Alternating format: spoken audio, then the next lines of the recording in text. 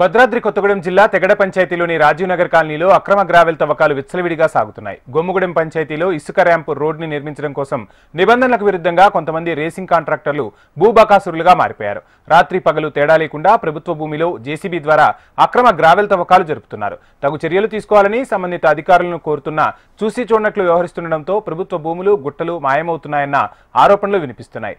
తవ్విన మట్టిని రాత్రి పగలు తేడా లేకుండా తరలిస్తుండటంతో గ్రామాల్లో రోడ్లు గుంతలమయమవుతున్నాయని గ్రామస్తులు ఆరోపిస్తున్నారు. స్థానిక రెవెన్యూ అధికారుల అండదండలతోనే కాంట్రాక్టర్ రెచ్చిపోతున్నారనే ఆరోపణలు వినిపిస్తున్నాయి. అక్రమ తవ్వకాలు జరుపుతూ అడ్డొస్తున్న మిషన్ భగీరథ పైప్ లైన్ సైతం బద్దలు కొడుతున్నారని, ఇటీవల పైప్ను ధ్వంసం చేయడంతో పలు గ్రామాల్లో నీరు లేక గ్రామస్తులు అల్లాడిపోయారని చెబుతున్నారు. అక్రమ తవ్వకాలు వెంటనే నిలిపివేయాలని, అధికారులు చర్యలు తీసుకోవాలని గ్రామస్తులు కోరుతున్నారు. ఇదే అంశానికి సంబంధించి ఫుల్ డీటెయిల్స్ మా ప్రతినిధి రవికిరణ్ అందిస్తారు. రవికిరణ్.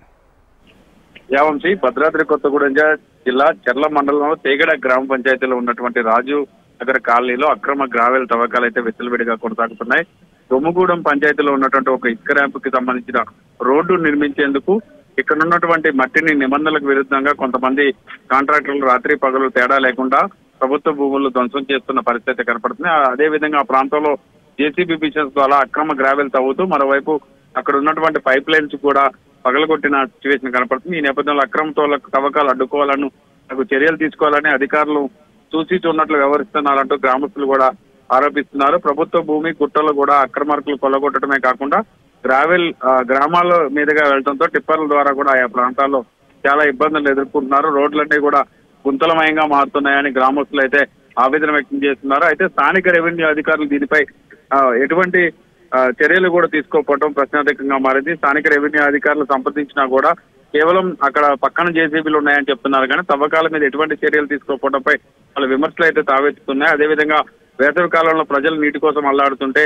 భగీరథ పైప్ లైన్లు తవ్వకాలకు అడ్డుగా ఉన్నాయని తవ్వడం ద్వారా పైప్ లైన్లు అన్ని కూడా బద్దలు కావడంతో గ్రామస్తులు అటు నీటి కోసం కూడా ఇబ్బంది పడుతున్న సిచ్యువేషన్ ఉంది. దీని మీద జిల్లా వ్యాప్తంగా కూడా పలు చోట్ల ఇసుక ర్యాంపులకు కావాల్సిన రోడ్లు వేసేందుకు కొన్ని మట్టి తవ్వకాలు అయితే అక్రమంగా తవ్వుతున్న సిచ్యువేషన్ ఉంది. దీని మీద కూడా ఉన్నతాధికారులు చర్యలు తీసుకోవాలని స్థానికులు అయితే కోరుతున్నారు. ఇప్పటికే జిల్లా వ్యాప్తంగా చెర్ల మండలంలో దాదాపుగా చాలా ప్రాంతాల్లో ఉన్నటువంటి ఇసుక ర్యాంపులకు కావాల్సినటువంటి మట్టి రోడ్ల కోసం యథేచ్ఛగా అక్రమంగా అటవీ ప్రాంతంలో అలాగే కొన్ని గ్రామీణ ప్రాంతాల్లో ఉన్నటువంటి మట్టినంతా కూడా తరలిస్తున్నారు. ఎటువంటి అనుమతులు లేకుండా వీటంతా కూడా తరలిస్తున్నారంటూ ఆరోపణలు వెలువెత్తున్నాయి. దీని మీద ఉన్నతాధికారులు త్వరితగతిన చర్యలు తీసుకొని సత్వరం దానికి పరిష్కారం చూపాలని చెప్పేసి గ్రామస్తులు అయితే కోరుతున్నారు.